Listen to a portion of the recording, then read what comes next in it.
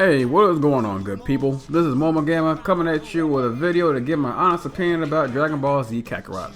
Dragon Ball Z Kakarot is an action RPG by CyberConnect 2. They are most known for the Naruto Ninja Storm games, and for all you retro heads out there, they also made Tails Concerto for the PlayStation 1. Anyone? Tails Concerto? It had a dog named Waffle? Ah, you damn kids with your music. They also made Azura's Wrath on the PlayStation 3 and Xbox 360.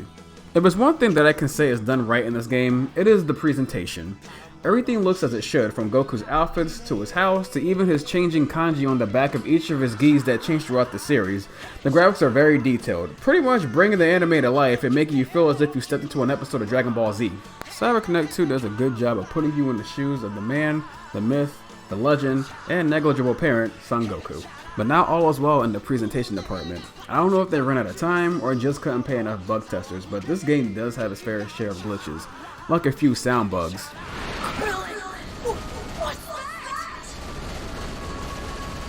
Is that supposed to? You know what? Let me quit out of here. Hold on. And there was a time during gameplay I was unable to get out of the water, causing poor Gohan to relive a horrific drowning death for eternity.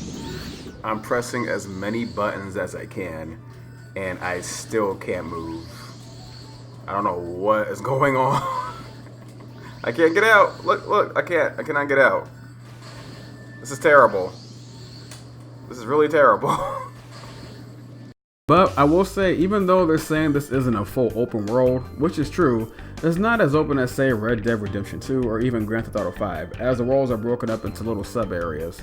But these areas are pretty sizable in scope and are full of lush pastures and mountains and waterfalls, so it's not exactly open world, but it's no slouch either. Kakarot's combat takes a little while to get used to. I have to admit, I was not a fan of this at first, especially after growing up playing DBZ Budokai Tenkaichi. That game's combat is still fun to this day. And to this day! To this day! To this day! The combat is simple, but you really can't see what it all has to offer until you unlock more abilities in your skill tree. Skills are locked away behind a paywall of the Z-orbs. Little colorful orbs that you'll be spending a lot of time collecting that are floating around. Although you really don't need to collect them, as fights will give you more than what is required to level up. Except for the D-orbs. These are special orbs that unlock super skills for each playable character. For example, Goku's Super Kamehameha Wave or Vegeta's Final Flash. The enemies in the game at first are not very fun to fight, but as you progress you will get a chance to square off against series characters such as Nappa, Frieza, the Ginyu Force, and others. This is where you'll get a chance to really see what the combat does, especially the dodge mechanic.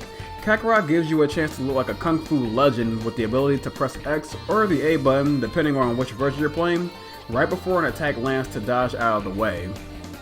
The timing on this is very hard to get down just right, especially during boss fights where your enemy will glow red and smack you for big damage. This is supposed to give you a chance to dodge, but again it's kinda hard to get down. Well, let me give you an example. You know how in some games like Bayonetta for example, they'll give you a tell like the enemy glowing red of when you're going into witch time. Yeah, Kakarot doesn't do that. You pretty much have to get smacked a few times to fully grasp the timing of when an enemy is about to hit you. And to be honest, I would have liked to have a more telegraphed animation that lets you know when to dodge, or at least some kind of symbol that appears above your character's head. The enemy AI can be a real bastard at times, especially during a 3-on-1 fight. Like this fight for example, where I keep getting hit off camera by Jace. Look at this mess. A lot of times boss characters will just spam the same special moves over and over again, sometimes cause you to either rage quit or snap the disc in half, or both.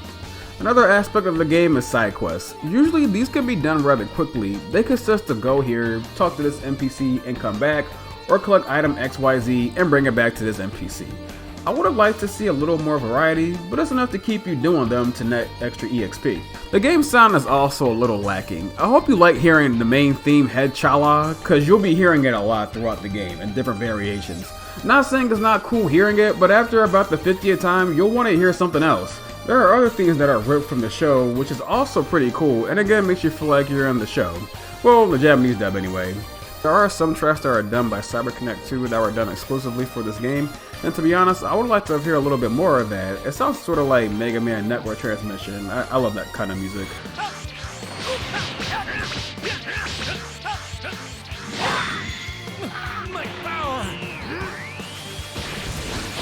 Sound effects such as hitting your opponent or dodging out of the way, they sound very authentic. They are ripped straight from 1989 anime, so it makes you feel like you're part of the action.